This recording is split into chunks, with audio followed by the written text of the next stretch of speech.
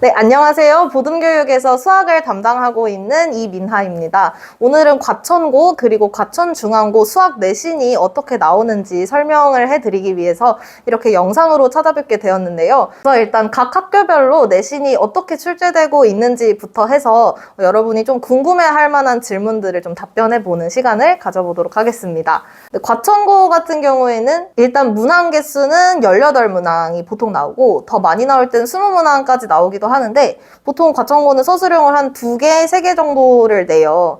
하나하나가 정말 중요할 것 같고 왜냐면 객관식이 거의 서술형 하나랑 똑같기 때문에 좀 그런 게 좀 어려운 것 같아요. 일단 문항 개수가 중앙고보다 적어요. 지금 과천 안에서는 과천고가 문항 수가 가장 적은 편이기 때문에 객관식 중에서도 가장 높은 점수인 것은 뭐 6점 몇 점, 하나 틀리면 6점이 나가는 아주 큰일 나는 시험이 됩니다.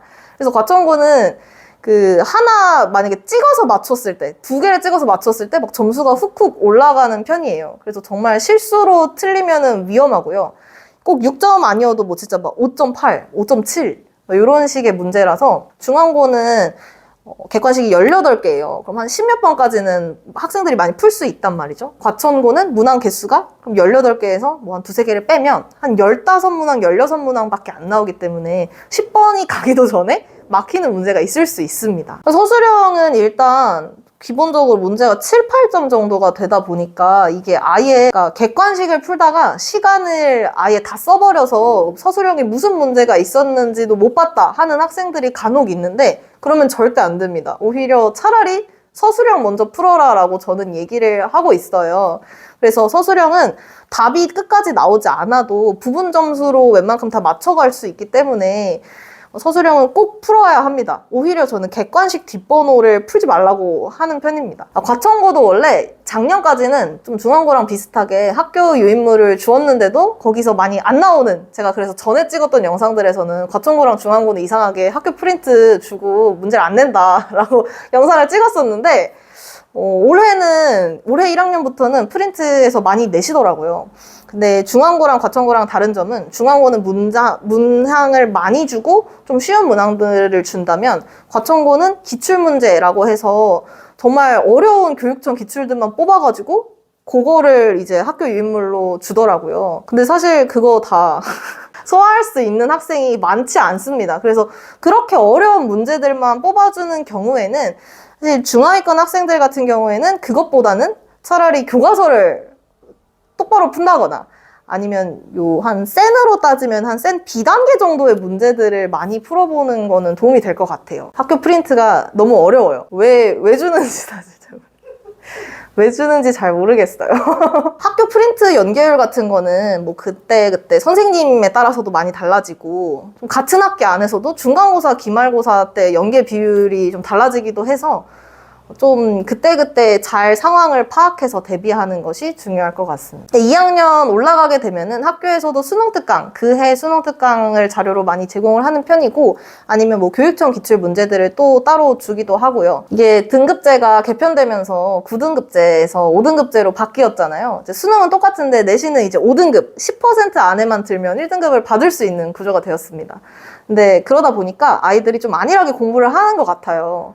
좀만 해도 자기가 10% 안에 들 수 있을 거라고 생각을 하는데 사실 어디 학교를 가나 이건 어디나 다 똑같아요. 다른 지역을 가도 똑같아요. 10% 늘어났다고 해도 어차피 상위권 학생들은 탄탄하게 공부를 열심히 하고 있습니다. 그래서 자기가 그 10% 안에 들려면 당연히 그만큼의 노력을 해야 하는데 뭔가 비율이 늘어났다고 해서 나 조금만 공부해도 되겠지? 하면 그런 학생들 절대 1등급 안 나옵니다. 그리고 아이들이 2등급 나왔다고 좋아하는데 2등급이 좋아할 게 아니거든요. 2등급이면은 3, 4등급이에요. 3, 4등급. 일단 저는 선행 예습하는 거를 그렇게 추천하는 편은 아니라서 대부분의 학생들이 뭐 공수 1 아니면 조금 여유가 된다면 공통수학 2까지는 보고 오는 게 좋을 거라고 생각을 하긴 해요. 근데 아직까지 공통수학 1을 한 번도 해본 적이 없다 하는 학생들은 이번 겨울방학 때까지 해서 공통수학 1만이라도 완벽하게 보고 가겠다라는 마음가짐으로 공부를 하는 게 좋을 것 같습니다.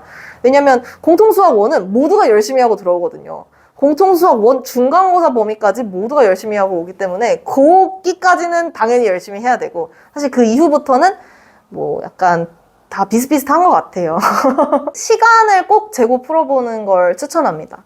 왜냐면 이제 저도 학교 이 기출 자료들을 모아서 학생들한테 배부를 하는데 이제 학생들한테 숙제로 내주면 그거를 시간 재고 푸는 연습을 안 하는 경우가 많아요. 그래서 저는 꼭 시간을 재고 풀게 하는데 시간을 안 풀고 풀어보면 시험 때 망할 수가 있습니다. 정말로. 평소에 풀 때도 실전 연습을 꼭 해야 되고 50분 마킹하는 시간까지 다 고려해가지고 뭐 한 45분 안에 어디까지 푸는지를 해봐야 좀 전략적으로 내가 여기까지는 풀고 이때는 서술형을 쓰고 뭐 이런 연습들을 안 해놓다 보면은 특히 지금 과천 같은 경우에는 서술형이 없는 학교 거의 없으니까 갑자기 이제 고등학교 올라와서 서술형까지 풀려고 하다 보면 당연히 시간이 모자라는 수가 있습니다. 그래서 어떤 학생들은 이제 기출 하나를 줬는데 2시간 동안 풀어요.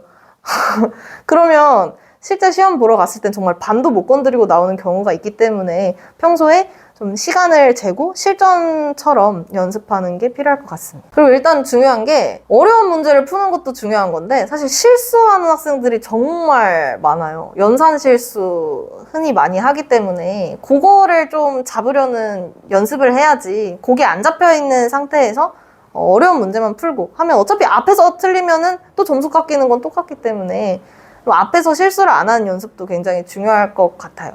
그래서 저는 시험 문제들도 좀 시간 재고 시험 보고 시간 재고 풀어보라고 하고 많이 그렇게 연습을 시키고 있습니다. 네, 그래서 여기까지 과천고 그리고 과천중앙고 내신에 대해서 좀 알아봤는데요. 우리 예비고1들을 위한 저희 자습관 프로그램도 마련이 되어 있고 이제 방학 특강, 낮 시간대에 진행하는 특강이나 아니면 저녁에 진행하는 정규 수업도 많이 열려 있으니까 네, 많이들 보듬에 와주세요.